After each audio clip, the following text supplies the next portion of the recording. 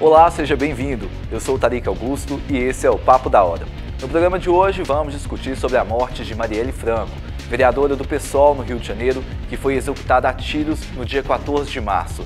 Ela lutava contra as desigualdades que atingem as mulheres, lésbicas, negros e as minorias em geral. Mas como a morte de Marielle pode afetar as próximas eleições? Fique ligado, o Papo da Hora está no ar.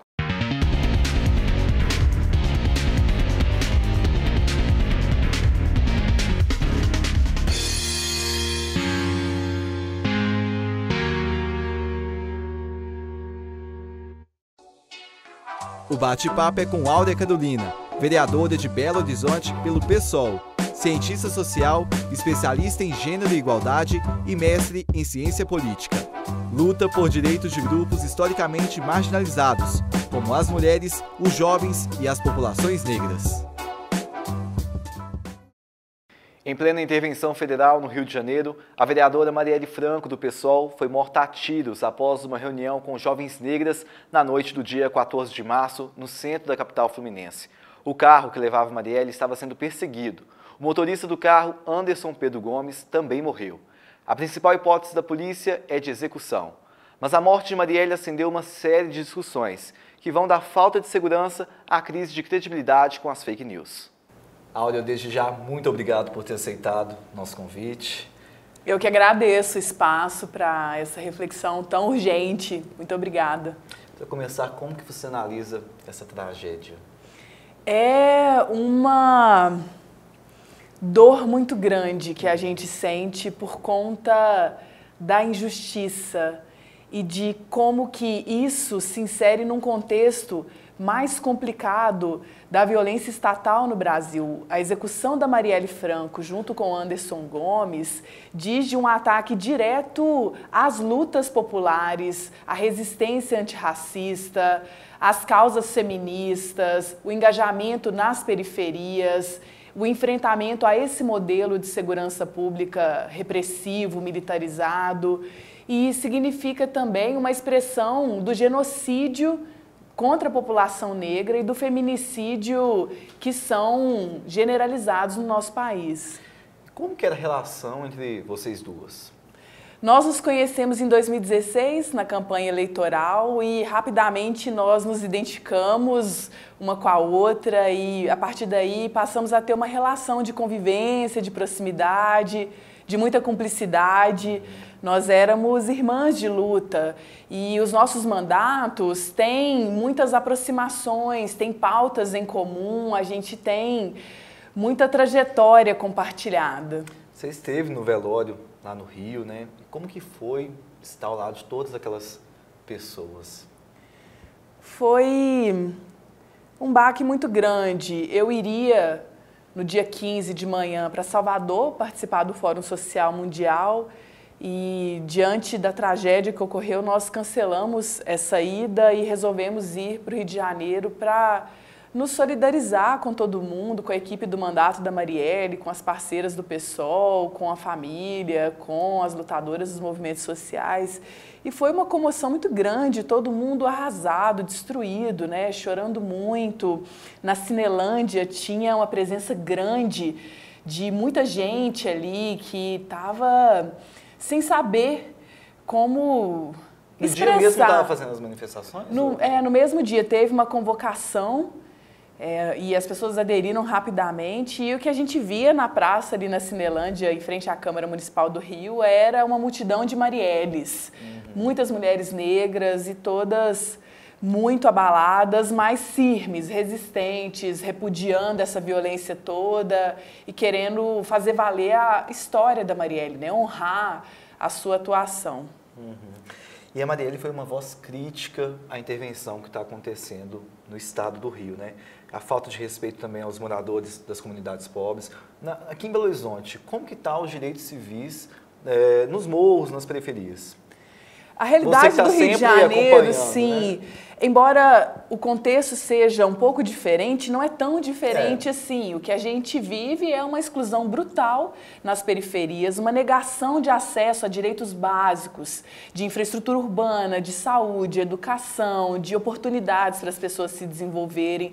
A gente vive o racismo institucionalizado nesses serviços públicos, né? A negação da oferta desses serviços já é uma manifestação do racismo. E o pior, esse modelo de segurança pública, que é pautado na construção de um inimigo público que geralmente é associado à pessoa negra, pobre, aos rapazes negros que vivem nas favelas.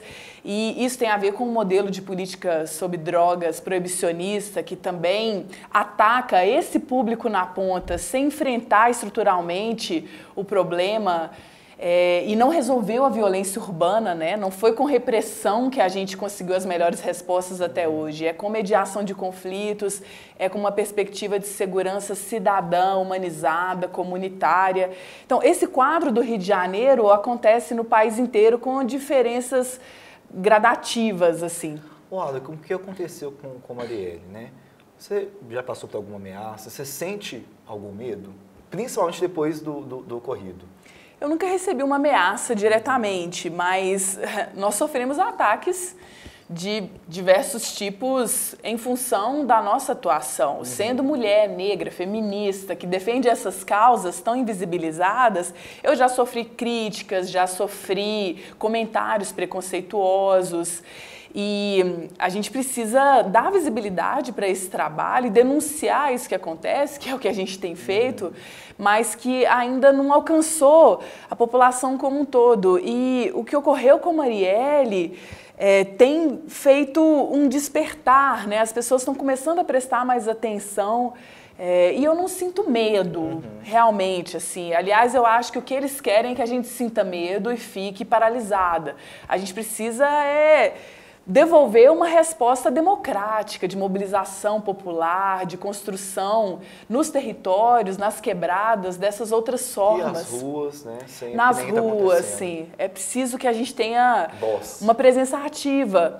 E que a gente entenda o assassinato da Marielle nessa conjuntura mais ampla do país, né? De ataque à democracia brasileira, de retrocesso nos direitos sociais, a reforma trabalhista que retira direitos da população trabalhadora, entre outras medidas horrendas, né? De corte de investimentos nas políticas sociais. Tudo isso tem impacto direto sobre nós e atinge sobretudo as mulheres negras, pobres, faveladas, enfim. Áurea, nós fomos atrás de alguns estudantes e pessoas também para poder saber a opinião deles sobre o que aconteceu. Confira.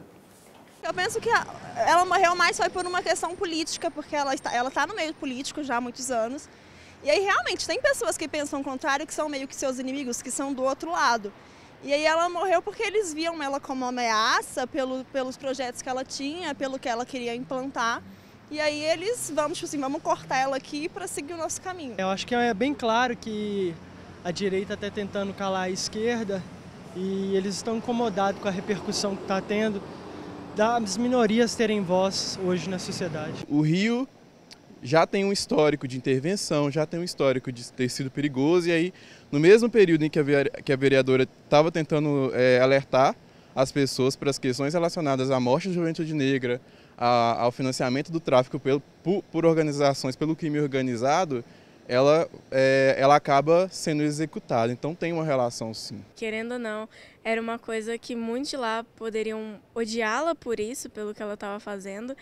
E mesmo sendo uma coisa boa para o povo, ainda assim era ruim para quem tem dinheiro, né? Para quem ela estava tentando falar, olha, o que você está fazendo é errado. As pessoas estão percebendo que se trata de uma execução política mesmo, né? Que queriam silenciar a voz da Marielle por tudo que ela representava, por essas causas que desagradam os donos do poder, né? Ela estava denunciando situações muito graves, violações de direitos, e isso realmente incomodou. Tudo indica que Marielle estava abalando as estruturas, né? O tema do último debate do qual ela participou, Jovens Negras Movendo as Estruturas, diz mesmo de como ela atuava.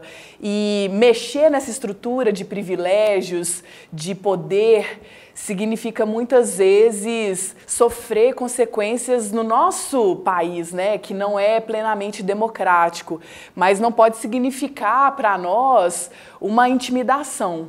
Né? É importante essa leitura das pessoas de que a gente precisa seguir, né, continuar fazendo esse trabalho. Vocês duas têm uma trajetória em comum, né? Quais são essas dificuldades que enfrenta ou já enfrentou, Áurea? São muitas, Tarik, assim, ó.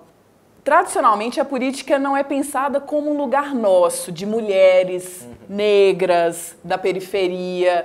Ainda se tem o imaginário de que a política é um lugar para ser ocupado por homens ricos, brancos, que têm uma formação acadêmica, que são herdeiros de famílias abastadas. E se diz muito que as mulheres não são competentes ou qualificadas o suficiente, sem falar na sobrecarga que nós temos de cuidado com crianças, na vida doméstica, que é uma desigualdade de gênero, né? São várias as barreiras que nós enfrentamos, sem falar também no racismo estrutural, porque ainda se tem uma concepção de que as pessoas negras não são tão capazes assim para estarem nesses espaços. Por isso a gente precisa quebrar uma série de preconceitos, barreiras materiais, porque nossas campanhas enfrentam mais dificuldades para se estabelecerem, né, em termos de investimento, de priorização dos partidos, de tempo de exposição na mídia, enfim. E o mais importante é a gente entender que nós podemos sim, que nós podemos estar em qualquer lugar, lugar de mulher negra é onde a gente quiser estar, né, e a gente precisa encorajar mais mulheres das periferias para estarem aí. Você acha que com a morte dela, você acha que pode afetar as próximas eleições? Eu acredito que as pessoas vão ficar mais atentas para elegerem pessoas com o perfil de Marielle. Eu espero que isso aconteça, que as pessoas consigam dar uma virada para identificar lideranças que têm esse compromisso profundo de vida com essas populações marginalizadas, para que a gente tenha uma representação condizente com esses anseios nos espaços de poder. Hoje, o sistema político brasileiro é muito fechado para essas pautas e a gente só vai mudar isso mudando também as figuras que vão nos representar lá. Mas não basta ter uma renovação de quem vai estar, é preciso que essas pessoas tenham um compromisso com essas causas. Um dia antes de ser assassinada, Marielle postou em seu perfil no Twitter um desabafo sobre a criminalidade na cidade. Abre aspas. Mais um homicídio de um jovem que pode estar entrando para a conta da PM. Matheus Mello estava saindo da igreja. Quantos mais vão precisar morrer para que essa guerra acabe? Fecha aspas. Áurea, essa guerra que ela citou, terá um fim? Para ter fim, é preciso que a gente transforme a cultura política e as instituições no Brasil. É uma luta gigantesca, mas é possível chegar lá, é possível mudar, né, esse modelo de segurança pública. A gente precisa fazer um debate muito sério sobre a política de drogas.